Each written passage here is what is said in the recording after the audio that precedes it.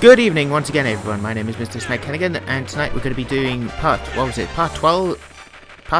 my mistake, of the Alundra Let's Play, where we're going to be running away from the coastal cave, because, it's a coastal cave, it's nasty. It's full of, turtle and all that sort of stuff. Why is it actually full of flaming turtles? I never actually understood that now that I think about it.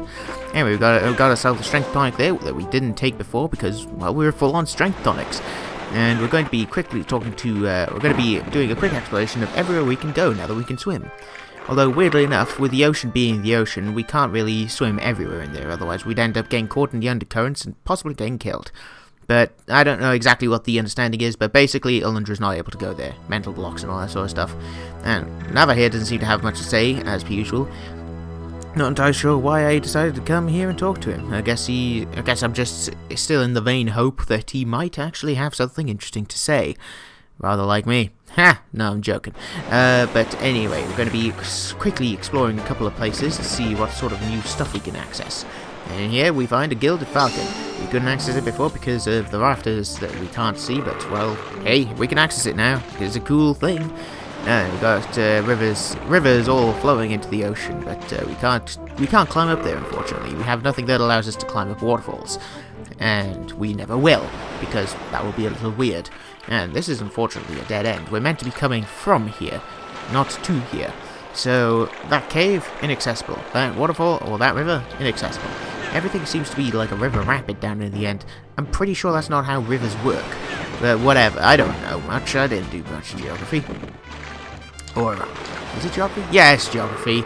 Anyway, up this way, we're going to be once again quickly exploring some more places. I say quickly, I did actually trim some stuff out. It was kind of a waste. I think this video used to be like 18 minutes long. Now it's like 16 and a half. It's brilliant. There's nothing much we can do in the riverside because we're still looking for that one item that will stop them from treating us like a little child. And I thought I got stuck here at one point because, oh, well, everything looks normal, but I can't seem to walk out.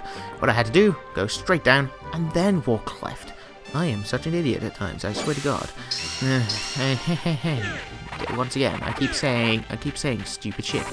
I really should try and avoid saying stuff that could end up being catchphrases, even though I'm not that popular right now. Anyway, going to be going up here. We can technically jump off the bridge there, but we're not going to do it.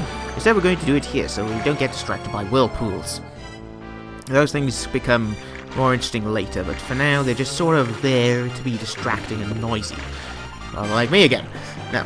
But anyway, this way, we have some interesting stuff, but we have nothing interesting in this particular area. Mainly because, well, there's literally nothing to do here. It's a dead end. Once again, it's a place that we come from, not go to. Go to? No. Sorry. Anyway, distractions aside, we're going to go down the river some more. We can't go down the entire river because part of it's blocked by reeds. They're, very thick and Alundra would get caught. We don't need that. But up here we have a teleporter. The 7th teleporter. Now that I think about it, I don't think I went south of where that is, but whatever, I guess I'm a bit of a ding-dong. Now then, that's the 7th teleporter explored, and we're just going to quickly save. And I do mean quickly. I decided to cut most of that noise out. There was some more exploration here for to see if anything would change the Magascar, but nothing had, and I didn't gain anything from the experience, so I'm just going to cut that out. Figured I'd mention it, though. Now then, we're going to be, now that we've cleared the coastal cave, we're going to be seeing if any happenings have happened, or have occurred. I'm not entirely sure why I went here, of all places, first, considering Giles thinks I'm still the devil, as well as Ronan, but, Giles is more vocal about it. But yeah, as you can tell, he's just a bit venomous. He thinks that I'm the corruption that is killing this little community. Not that I have any knowledge on that, of course. But Ronan seems more interested on Alundra's relations to Maya, this interesting new person who has arrived in the village. And by relations, I mean, do we know her at all? Not in any other way. Anyway, I distract myself. First off, we're going to be talking to Cephas, who is going to be, as per usual, a little creepy. Maybe it's just a witty banter. Maybe it's just amusing little banter from a good old gravekeeper, but groundskeeper rather. But little odd there, mate. Not gonna lie. And we're gonna be going down here. We're gonna go to the village to actually talk to people. I know you guys like talking to people. Isn't that just the most fun? I'm pretty sure, actually, no, thinking about it, the videos with the most views are the ones. You know, I think I may have just hoisted myself. Anyway, Beaumont is not here. He will be in another location for the time being. Thea is interested in knowing, if we know anything about Maya, but no, we've just got in. Jeez, don't get on our backs about it. Apparently, Alundra seems to be late to just about everything. He could I don't know why I stepped on his head, but yeah, he could have probably met this person if he hadn't been pissing about in some oceanic cave. But, you know, things happen as they tend to do. Now then, we're going to be meeting with Septimus here to get some more interesting plot on what's going on. Yes, it seems that Myra, Nadia's mother, had an incident and was caught in a nightmare. Sort of. It's an unfortunate thing. But yes, thankfully someone was able to come in and try and help. We're going to be seeing what happened. And yes, thank you, Septimus. We really do need to go find them. Jeez. We're not just gonna go through the rest of the game ignoring this random nobody that has just decided to appear and say, I have the same powers as this bloke that is around. Yeah, thanks, mate. Anyway, gonna be getting some more information from here. Rumi is just basically saying, very nice now. Oh, this is very rude. Wendell has information regarding Klein. Apparently some weird stuff is going on, but in that mind there is. Not very good either. I mean, fair enough. I know birds are delicious and all, but gotta cook that stuff first. It's nasty. Burgess doesn't seem to appreciate that we went to the beach without him, and Nestus is similarly irked by Klein. I mean, he may... Yeah, I mean, he's a kid, so I'm not going to say anything else about what exactly is going on there, but he's creeped out, and that's fair enough. What was it? There was a phrase there I was going to say, but I don't remember what it was.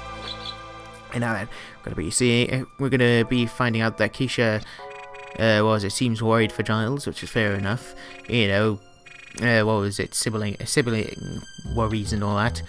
And that's fair enough, but yeah, Giles is basically off the deep end. He's not appreciative of Alundra in any way, shape, or form.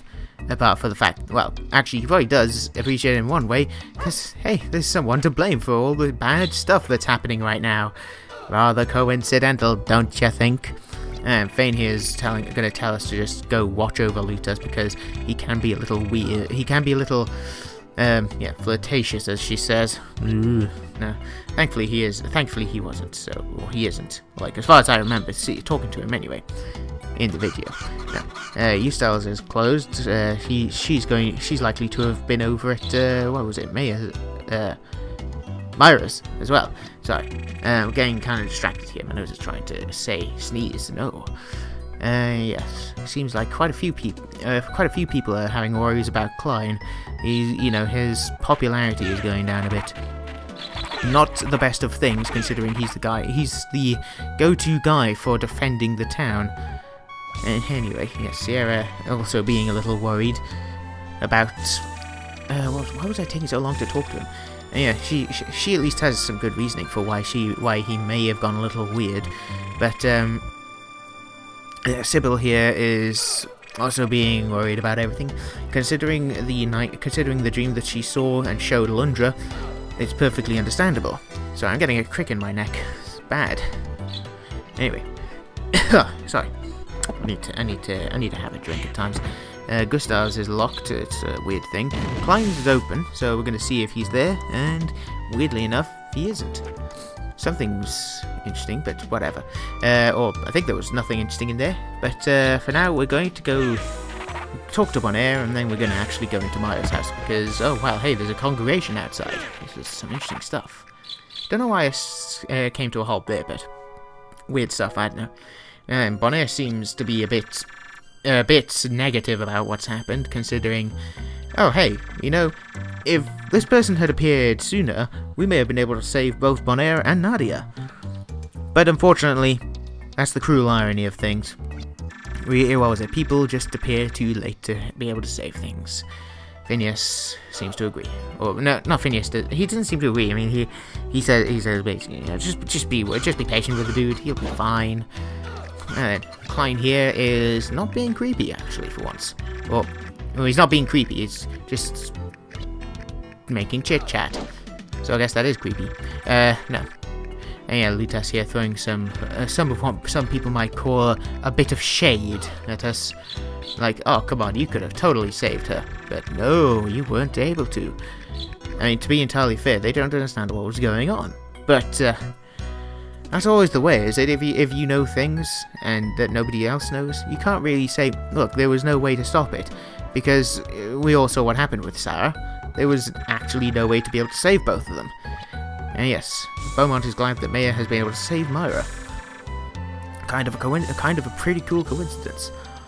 And what was it? Eustel and Mead was it Mead? Yeah, talking about stuff. Myra is still convinced that Alundra is not all that he seems, and in the bad way. And now we're going to be talking to Maya, who is pretty much Alundra, but what was it? Dichromatic opposite or something? Distaff counterpart? You know, there's a trope for that. I forget what it is though. But basically, they may as well be twins for all we care. I mean, she even looks like a player character. Now, what was it? Here we're going to have a bit of talking, considering what's going on. What was it? Maya's being a bit bleak, has a bit of a bleak outlook on what's going on. Oh, you shouldn't dream and all that sort of stuff. But no, that's not on the cards for Septimus. He's basically saying that Jasp can still build, so why the hell can't we? Or what was it? I mean, fair enough, people have to die to do it, but he is still being able to build with the inspiration of others. It's, what was it? I don't know why, I'm being reminded of Tales of Symphonia now. Some strange stuff, words and stuff. But, and yeah, we got... What was it? He's basically suggesting... well, he's not suggesting, he's outright saying that if you choose not to dream, you choose not to be human. But, once again, but it basically Beaumont is reflecting how I feel about this, because it's very confusing, but it does make sense. And yeah, it's either you either survive or you live and then die really quickly, or something. But anyway, Septimus posits that there is a way to stop the nightmares, and Maya agrees, but what was it? Maya agrees, but doesn't seem to like the risks involved. Yep, it's all or nothing. Apparently it's all or nothing, but there's got to be a way to deal with things. Who knows? Anyway, she saunters off in a bit of a... I want to say in a bit of a huff, but, well, she doesn't seem to appreciate what Septimus has to say. And with Myra saved, we have managed to come back to the village with no one dead. Always a good start. And yes, here we do have proof that, yes, she was a dreamwalker, because, well, she was able to get into Myra's dreams. As for the disagreements, we're going to have to wait and see what happens there, aren't we? Yes, of course she may harbor many secrets. We've just met her. It's not like we're going to know everything straight away. Nighttime, and Klein is being a bit weird once again. Or I say a bit weird. He's just burst through the ceiling of the house and has decided to start threatening Alundra. Not just threatening him, saying he's going to kill him, or asking if he can kill him. This is more than a bit weird now, wouldn't you agree? Thankfully, of course, we don't get attacked, because Jess is here to interrupt. You know, you can't kill when you have not suspects, witnesses, that's what the word is. When you have witnesses, you can't kill, because, well, then you have to kill the witnesses, and it gets gory, nasty stuff. Jess seems to agree that Klein is not what he once was anymore. This is so terrifying that we're going to have to write in a book. A good thing it's quiet, because it lets me skip the save prompt. But for now, we're going to have to clear the air around here, because, well, I keep talking into this pop filter and it's just collecting all sorts of... Well, I'm not even going to go into it. Weirdly enough, Septimus seems to be up at this time. He must have heard the noise. Or he must have heard the clattering and decided to come out and see what was going on. You know, oh hey, you see a dude who's been having a few issues as of late. He's not trying to kill anyone. Why would he do that? Crazy. Although he does seem to accept the idea almost immediately, which is weird to say the least. But hey, whatever. As long as there's less questioning and more howling, we have something to go on. So now we're going to have to try and find Klein before something bad happens. Not that anything bad will happen. What I like is that the village is somehow lit up with fireflies. Like, we're just able to see thanks to them. Now, we're gonna have to find three of the houses that have been left unlocked, or open, as it were. Gustav's is locked. What was it?